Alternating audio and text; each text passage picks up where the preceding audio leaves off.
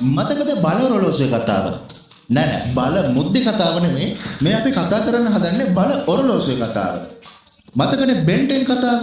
ඉතින් මේ Ben 10 කියලා කියන්නේ අපි පුංචි කාලේ ඉතාමත් ආදරයෙන් බලපු කාටුන් සීරීස් එකක්. ඉතින් හැමෝටම ප්‍රශ්නයක් ඇති මේ Ben Tennyson එක එක විදිහට ඒලියන්ස්ලාගේ ස්වරූප අරගෙන වෙනස් වෙන ඔරලෝසුව මොන වගේ එකක්ද? කොහොමද මේක නිර්මාණය වුනේ?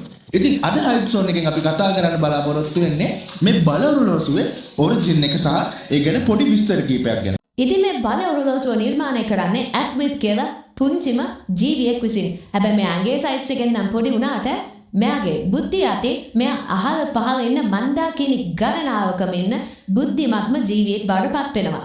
ඉතින් මෙයා මේ බල ඔරලෝසුව නිර්මාණය කරන්න මූලිකම හේතුවක් වෙන්නේ මෙයා මේ කලින් නිර්මාණය කරපු මෙයාගේ ලිපේමක් නිසා මහා විනාශයක් ඇති වෙනවා. මේ Ben 10ගේ ඔරලෝසුව නිර්මාණය කරන්නේ මූලික වශයෙන් විශ්වයේ සාමය ඇති කරන්න. මේ සාමය ඇති කරලා මේ එක එක ජීවීන්ගේ ගතිභාවතුන් මරමය හැම දෙම පිළිබඳව ගොඩක් සාමකාමී විදිහට දකින්න.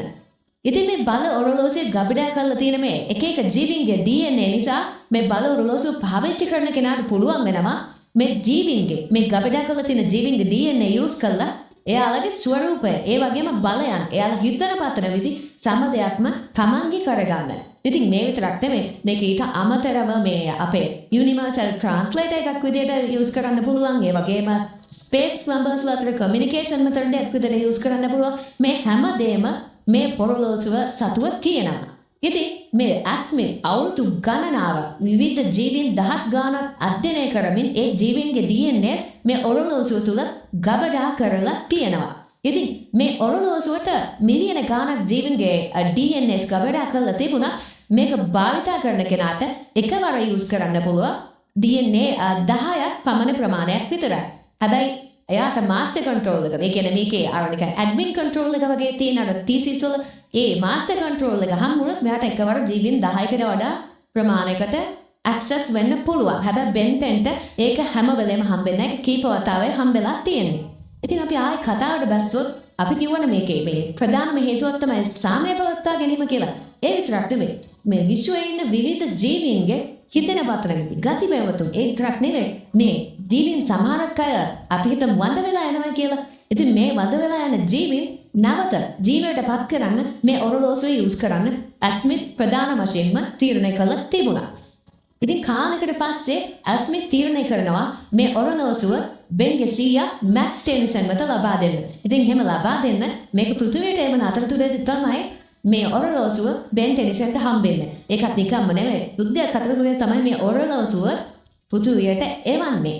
ඉතින් ඔන්නෝම තමයි Ben ටෙනිසන්ට බල ඔරලෝසුව හම්බෙන්නේ. අපි හැමදෙස්සම මේකට බල ඔරලෝසුව කියලා කියවට මේ ඔරලෝසුව අපි හඳුන්වන්නේ. ඒ කියන්නේ ක්ලාසික් TV series එකේ මුල්ම ඔරලෝසුව අපි හඳුන්වන්නේ Omnitrix කියලා.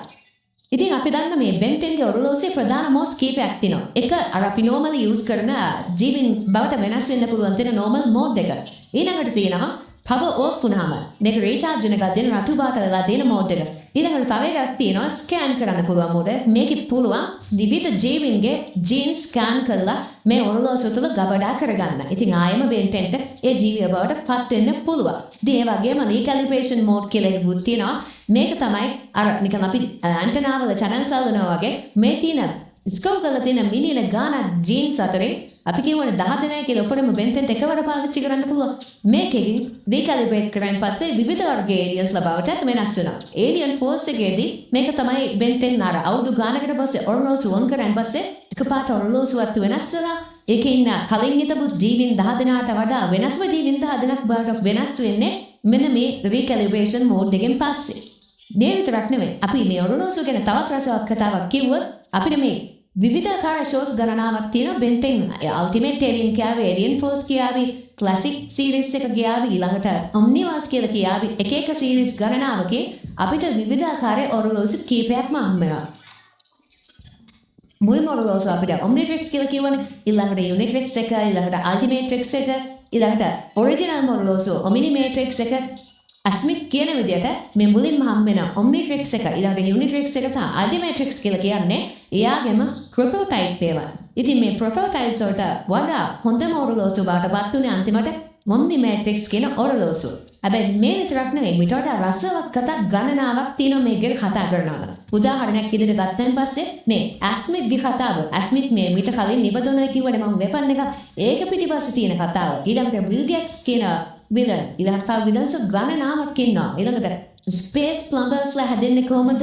එයාට ජෝර්ජ් වොෂින්ටන් කොහොමද ඒවට සම්බන්ධ වෙන්නේ? ඊළඟට බෙන්ටෙන් ඇතුළු සෙට් එක ටයිම් ට්‍රැවල් කරන සිදුවීම් තියෙනවා. මේවගේ රසවත් කතා ගණනාවක් මේ වෙනකල් ලාපු ෂෝස් පුරාවට අපිට හම්බෙලා තියෙනවා. ඉතින් වා ටීවී එක යන කතාවෙන් මේක නැවතුණා නම් වාට රසවත් කතා ගොඩක් මිස් වෙලා තියෙනවා.